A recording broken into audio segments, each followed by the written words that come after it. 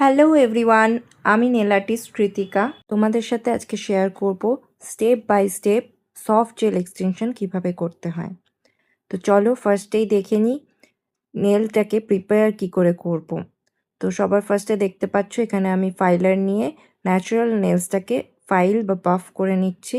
Natural nail কিন্তু কখনোই খুব বেশি ফাইল বা বাফ করবে না তোমরা। যতটুকু ফাইল করলে ন্যাচারাল নেলসের শাইনি লেয়ারটা উঠে যায় ততটুকুই কিন্তু বাফ করতে হবে। ফাইলিংয়ের সাথে সাথে আমি কিউটিক্যালটাকেও ভালোভাবে পুশ করে নিচ্ছি। তারপর কিউটিক্যাল কাটার ইউজ করব এখানে কিউটিক্যালটাকে কাট করার জন্য। এই স্টেপটা অবধি তো যারা তোমরা নেল আর্টিস্ট তোমরা সবাই জানো।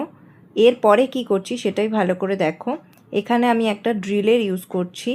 ড্রিলের সাহায্যে আমি এখানে রাশিয়ান ম্যানিকিওর করে নিচ্ছি, যেটা কিন্তু সফট জেল এক্সটেনশনের ক্ষেত্রে ভীষণই হেল্পফুল। তোমাদের কাছে একটা ভালো ড্রিল থাকলে তোমরা খুব সহজেই কিন্তু সফট জেল এক্সটেনশনটা করে ফেলতে পারবে। তো এখানে দেখতে পাচ্ছ আমি একটা রাউন্ড বিটস ইউজ করে কিউটিক্যালটাকে ভালো করে ক্লিন করে নিলাম। তারপর ইউজ করছি প্রো বন্ড। এখানে তোমরা প্রাইমার ডিহাইড্রেটারও ইউজ করতে পারো। এবার আমি ইউজ করছি একটা ভালো বেস কোট। এই স্টেপটা কিন্তু একদমই বাদ দেওয়া যাবে না সফট জেলের ক্ষেত্রে। ন্যাচারাল নেলসে বেস কোট অবশ্যই ইউজ করতে হবে। নেল প্রিপারেশন আমার এখানে ডান। এবার আমি টিপসটা বসিয়ে নেব।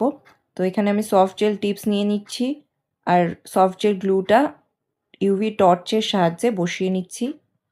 সফট জেল টিপসটা এখানে আমাদের কিউটিক্যাল এরিয়া থেকে 10% মতো গ্যাপ রেখে বসাতে হবে আর প্রপার মেজারমেন্ট করতে হবে বোথ সাইডে, যাতে কোনোভাবেই ছোট বড় না হয় টিপসগুলো। এখানে কিন্তু তোমাদের ক্লায়েন্টের হেল্প অবশ্যই লাগবে। এখানে দেখতে পাচ্ছ আমি টিপসটা কিভাবে হাত দিয়ে চেপে বসাচ্ছি এবং ক্লায়েন্ট টর্চটা সেখানে ধরছে এবং এখানে তোমাকে 10 সেকেন্ড মতো মিনিমাম ওয়েট করতে হবে। তারপর নেলসটা আরও একবার কিওর করে নিয়ে আমি নেলসটা কাটিং করে নিলাম। তারপর ড্রিল দিয়ে ফাইল করে নেব ভালো করে। এইবার আমি ফাইলারের সাহায্যে শেপটা করে নেব। শেপ করার জন্য কিন্তু অবশ্যই ফাইলারই ইউজ করতে হবে সবসময়। আমার আজকের ক্লায়েন্টের ডিমান্ড ছিল ওভাল শেপ, তো আমি এখানে ওভাল শেপ দিয়ে নিচ্ছি। শেপ দেওয়া হয়ে গেলে আমি পুরো নেলসটা ভালোভাবে বাফ করে নিচ্ছি। তারপর আবার ইউজ করতে হবে বেস কোট।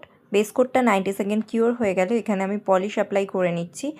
তো আজকে ক্লায়েন্টের ডিমান্ড ছিল রেড কালার পলিশের ওপর গোল্ডেন ক্যাটস আই, সো সেটাই আমি করছি। এখানে ফার্স্ট কোটে রেড কালার অ্যাপ্লাই হয়ে গেছে এবং কিওর হয়ে গেছে।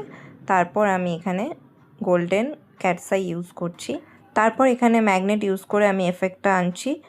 আমার কিন্তু পার্সোনালি রাউন্ড এফেক্টটা বেশি পছন্দ হচ্ছিল, কিন্তু ক্লায়েন্ট যেহেতু পরে বললেন যে স্ট্রেটভাবে করতে, তো এখানে দেখো আমি পরে 5-in-1 ম্যাগনেট ইউজ করে এখানে আমি স্ট্রেটভাবে এফেক্টটা দিয়ে নিচ্ছি। এরপরের স্টেপটা তো তোমরা সবাই জানো। এখানে আমি টপ কোট ইউজ করে নিচ্ছি। আজকে আমি ভিনিমায়ের ক্রিস্টাল টপ কোটটা ইউজ করছিলাম, যেহেতু ক্যাটস আই হয়েছে তো তার ওপরে ক্রিস্টাল টপ কোটের শাইনটা কিন্তু খুব সুন্দর আসে। তো এখানে আমি কিউটিক্যাল অয়েল দিয়ে পুরো ফিনিশিং লুকটা করে নিয়েছি। দেখো তোমাদের কীরকম লাগছে। আর এই step by step soft gel এক্সটেনশনের টিউটোরিয়ালটা তোমাদের কীরকম লাগলো অবশ্যই জানিও।